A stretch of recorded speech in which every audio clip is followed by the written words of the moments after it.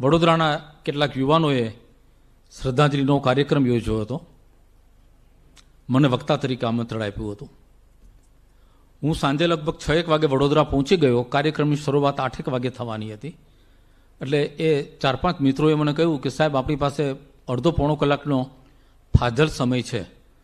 તમને વાંધો ન હોય તો અમે તમને એક જગ્યાએ લઈ જઈએ, તમને ગમશે.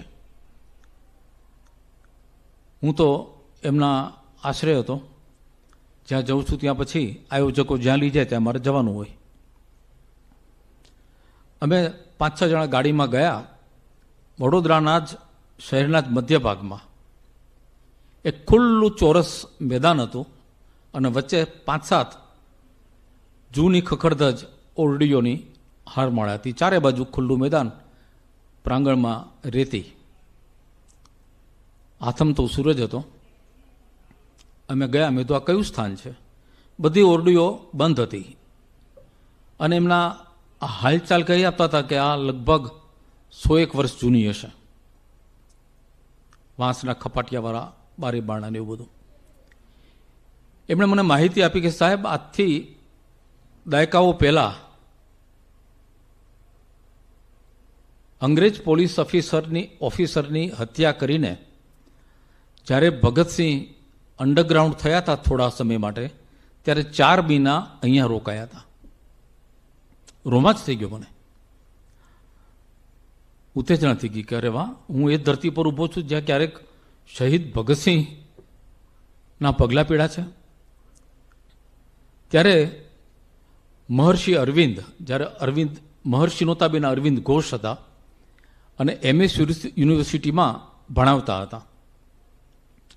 એમણે ભગતસિંહને છુપાવવાની વ્યવસ્થા કરી આપી હતી.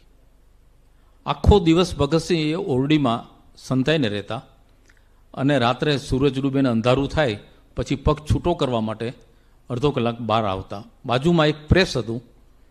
એ પ્રેસમાં જે કર્મચારીઓ કામ કરતા એમને સૂચના આપેલી કે ભગતસિંહની જરા એનું ધ્યાન રાખજો. મેં બધું જોયું. હું 7-8 દાયકા પહેલાના ભૂતકાળમાં સરી પડ્યો કે કેવો એ સમય હશે. મેં મારા શૂઝ કાઢી નાખ્યા, મોજા પણ કાઢી નાખ્યા, કારણ કે હું એ રેતીને સ્પર્શ કરવા માગતો હતો. જે રેતીએ ક્યારેક ભગતસિંહના પગનો સ્પર્શ કર્યો છે. અને પછી એક ઘટના બને છે. મુખ્ય ઝાંપો દૂર હતો, આખું મેદાન મોટું હતું. દૂર આવેલા ઝાંપામાંથી 10 યુવાનો અને યુવતીઓનું ટોળું અંદર પ્રવેશ્યું. એમની સાથે એક વૃદ્ધા હતી. વૃદ્ધા એટલે ગુજરાતી સાતડાની જેવી એમની કાયા બેન્ડ થઈ ગયેલી. બંને બાજુથી 2-2 જણાએ એમને પકડી રાખ્યા હતા અને ડગલું માંડતા ધીમી ગતિએ એ લોકો આવી રહ્યા હતા. હું જોઈ રહ્યો કે આ લોકો શું કરે છે, કોણ છે. એ વૃદ્ધ માતાના કપડા ઉપરથી લાગતું હતું કે કાં એ સિંધી હોવા જોઈએ, કાં પંજાબી હોવા જોઈએ, શીખ લોકો, બહેનો જે ઘરમાં કપડાં પહેરતી હોય એવા કપડાં હતા. બરાબર ભગતસિંહ જે ઓરડીમાં છુપાતા એ ઓરડીની સામે આવી 10 ફૂટ દૂર એ લોકો ઊભા રહી ગયા. બધા એક રાઉન્ડ સર્કલમાં ગોઠવાઈ ગયા કુંડાળામાં. પેલી વૃદ્ધ માતા બધાની વચ્ચે ઊભી રહી. મને થયું કે હમણાં પડી જશે. એના પગ ધ્રુજતા હતા, શરીર આખું વળેલું હતું. આથમતા સૂરજના આછા કિરણોની વચ્ચે એ વૃદ્ધ માતાએ ગીત ઉપાડ્યું, મેરા રંગ દે બસંતી ચોલા. ધીમા અવાજે એ વૃદ્ધા ગાય અને યુવાનો અને યુવતીઓ એને ઝીલે રિપીટ કરે. ગીતની પીચ, અવાજની પીચ વધતી ગઈ. જેમ જેમ પીચ વધતી ગઈ તેમ એ વૃદ્ધ માતાનું શરીર થોડું સીધું થતું ગયું. અને જ્યારે એ પંક્તિઓ ગવાય કે इस चोले को पहन शिवाजी मर गए अपनी शान पे,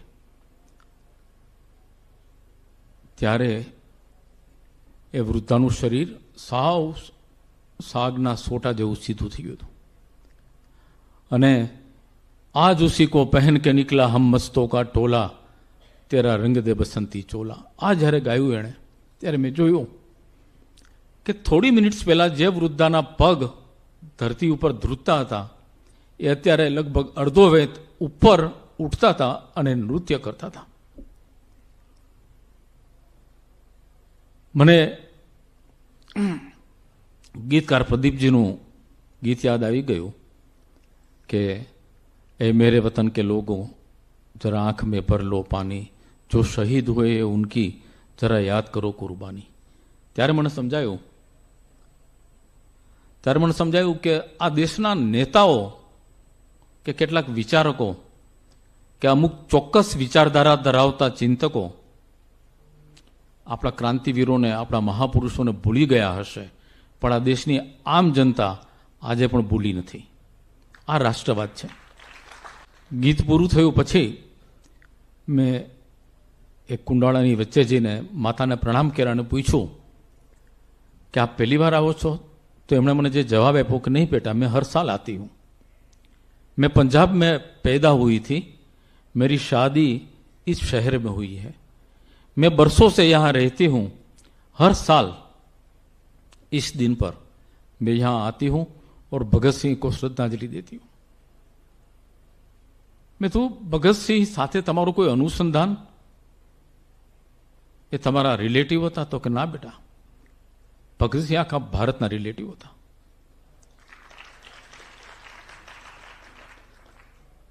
અને પછી એણે જે વાત કરીને ત્યારે મારા ગૂસબમ્સ થઈ ગયા. મને એણે કહ્યું,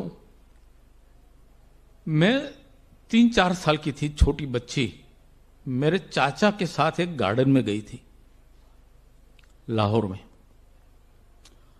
और अचानक मेरे चाचा ने बोला कि वो जवान जो भाग रहा है दौड़ के, वो भगत सिंह है. अंग्रेज પોલીસ ઓફિસરની હત્યા કરીને ભગતસિંહ નાસી રહ્યા હતા. એ દ્રશ્ય આ 4 વર્ષની બાળકીએ માત્ર સેકન્ડના એક અમુક ભાગ પૂરતું જોયું. એણે મને કહ્યું, બેટા 6 ફૂટ ને 2 ઇંચની ઊંચાઈ ધરાવતા ભગતસિંહ જેવો સોહામણો હીરો મેં હિન્દી ફિલ્મના પડદા ઉપર જોયો નથી. ત્યારે મને થયું કે શું જરૂર હતી ભગતસિંહ મરી જવાની, અને કોના માટે? આ દેશના લોકો માટે કે જે ભવિષ્યમાં જ્યારે આઝાદ થાય દેશ, ત્યારે 60,000 કરોડ ને 2 લાખ કરોડના કૌભાંડો કરે, એના માટે મરી ગયા, શહીદ થઈ ગયા. પછી વડોદરામાંથી જ મને ઘણી માહિતી મળી, કાનપુરમાં એનું અનુસંધાન મળ્યું. મહર્ષિ અરવિંદને ખબર પડી કે અંગ્રેજોને શંકા ગઈ છે, ગમે ત્યારે બ્રિટિશ પોલીસ ભગતસિંહને સકંજામાં લેશે, એટલે કહી દેવામાં આવ્યું કે તમે હવે વડોદરા છોડી દો, વડોદરા નહીં ગુજરાત છોડી દો. અને ત્યાંથી ભગતસિંહ ગયા કાનપુર. આ વાત મને કાનપુરમાંથી જાણવા મળી. આ તમને ક્લાસરૂમના સિલેબસમાં નહીં વાંચવા મળે, સિવાય કે સાહેબે કહ્યું પ્રમાણે શિક્ષણ નીતિ બદલાય અને ઔરંગઝેબ બધા પ્રકરણોને બદલે આ બધા પ્રકરણો ભણાવવામાં આવે. આ સાચો ઇતિહાસ છે અને બહુ નજીકનો ઇતિહાસ છે. કાનપુરમાં ભગતસિંહ પોતાના જ એક મિત્રના ઘરમાં રોકાયા. ઘર નહોતું, ભાડાની એક ઓરડી હતી. મિત્ર ક્યાંક નોકરી કરતો હતો કાનપુરમાં, એટલે ભગતસિંહ પહોંચી ગયા કે તારે મને થોડોક સમય સાચવવાનો છે. પેલો કોઈ સંતાય રે, ઘરની બહાર નીકળતો નહીં, તારી ખાવા પીવાની, ચા દૂધ નાસ્તાની વ્યવસ્થા હું કરી દઈશ. હવે આપણે જેમ રબારી લગવાનું દૂધ આપવા આવે રોજ સવાર સાંજ, એમ એ મિત્રને ત્યાં જે માણસ અભણ નિરક્ષર માણસ દૂધ આપવા આવતો હતો, રોજનું 1/2 લીટર દૂધ 500 ml મંગાવતો હતો પેલો મિત્ર. એ દિવસે એણે એ રબારીને સૂચના આપી કે આવતીકાલથી 5.5 લીટર દૂધ આપતો જજે. 5.5 લીટર. પહેલાને આશ્ચર્ય થયું. એણે પૂછ્યું કે કોઈ મહેમાનો આવ્યા છે? તો કા ઘણા બધા મહેમાનો છે. એને રૂમમાં ડોક્યું કર્યું, કોઈ દેખાયું નહીં, અંધારું હતું ને ભગતસિંહ ચાદર ઓઢીને સૂઈ ગયા હતા. એટલે કે અંદર તો કોઈ છે નહીં, તો કે બધા ફરવા ગયા છે અને રોજ ફરવા જવાના છે. આ રીતે છે. વહેલી સવારે નીકળી જશે ને મોડી રાત્રે આવશે, તારે 5.5 લીટર દૂધ આપવાનું, એટલું જ તારે ધ્યાન રાખવાનું છે. 1 મહિનો વીતી ગયો. એક દિવસ એ મિત્રે આવીને કહ્યું ભગતસિંહને કે હવે અહીંયા પણ ધીકથી દરા બની છે, તમારે હવે અહીંથી બીજે જવું પડશે. અને ભગતસિંહ ચાલ્યા ગયા. બીજા દિવસે પેલો રબારી આવ્યો ત્યારે આ મિત્રે એને સૂચના આપી કે આવતીકાલથી હવે પાછું 1/2 લીટર દૂધ કરી દેજે. મિત્રને ગુમાન હતું કે મારે ત્યાં ભગતસિંહ રોકાયા છે, આખા દુનિયામાં કોઈને જાણ થઈ નથી, બ્રિટિશ પોલીસને પણ નહીં. પેલા અભણ દૂધવાળાએ ખાલી એક જ પ્રશ્ન પૂછ્યો, પોઇન્ટેડ ક્વેશ્ચન, કે ક્યાં ભગતસિંહજી ચલે ગયે?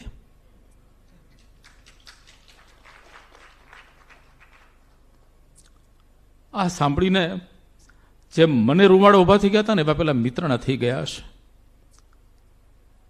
એણે પેલાને અંદર ખેંચી લીધો કે તને ખબર છે? ખબર હતી તને? તો કા મને પહેલા દિવસથી ખબર હતી. તો કે કેવી રીતે? तो कि गुलाम हिंदुस्तान में रोज प्रतिदिन 5 लीटर दूध हजम करने वाला दूसरा जवान कौन है?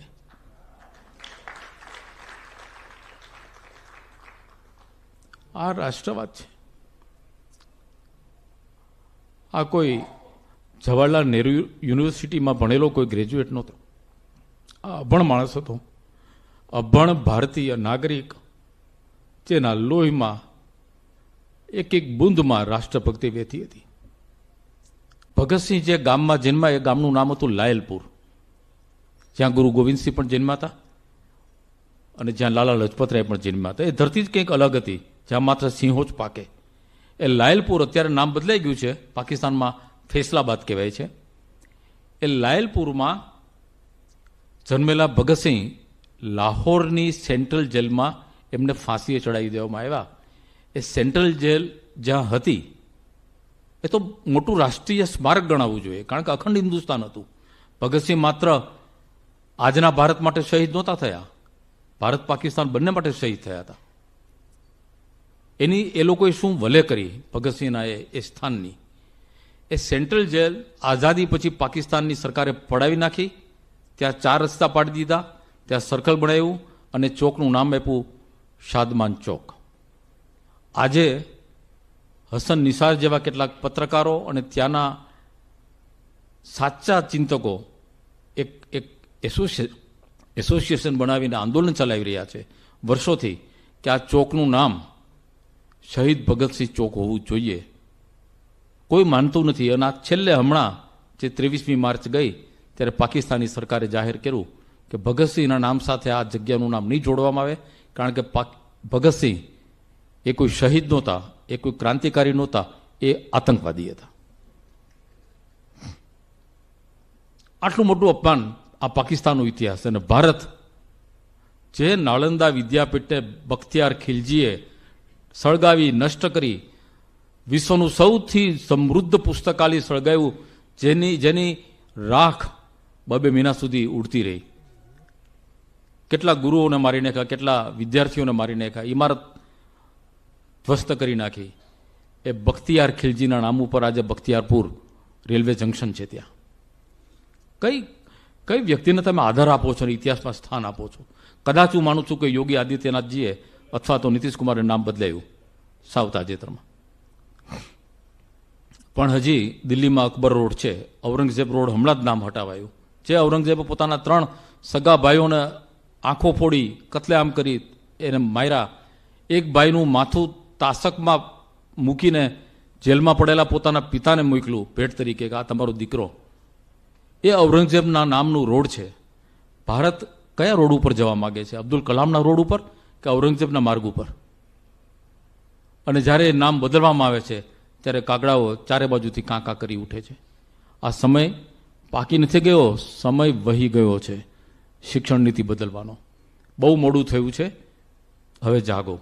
અને મને આશા છે કે મારા વિચારો મેં બહુ માઇલ્ડ ભાષામાં મૂક્યા છે.